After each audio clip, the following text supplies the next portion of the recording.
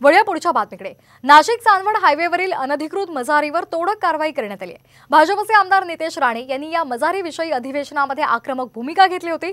National हायवेच्या मध्ये अनधिकृत मजार कशी काय बांधली जाते असा सवाल त्यांनी उपस्थित केला होता।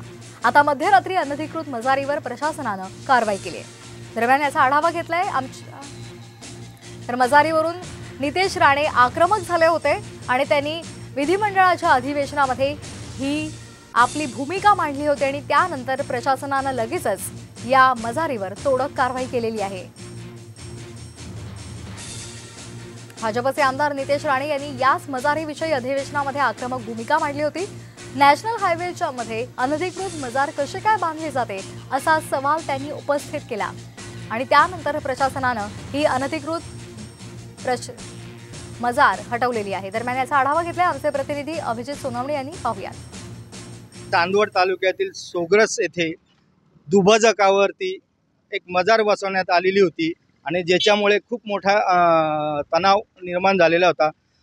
नितेश राणे यांनी विधानसभेमध्ये या संदर्भात आवाज उठवल्यानंतर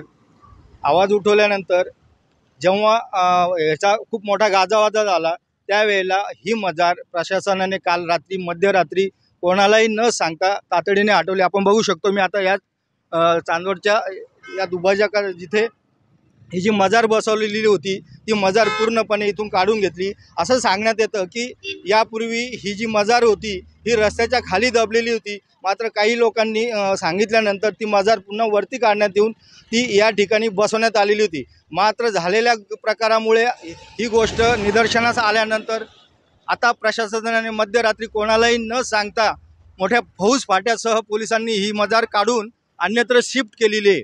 एकंदरीत त्यामुळे होणारा तणाव आता टळला जरी असला तरी या ठिकाणी जी मजार बसवली त्या ठिकाणी अद्याप पोलीस बंदोबस्त ठेवण्यात आलेला आहे।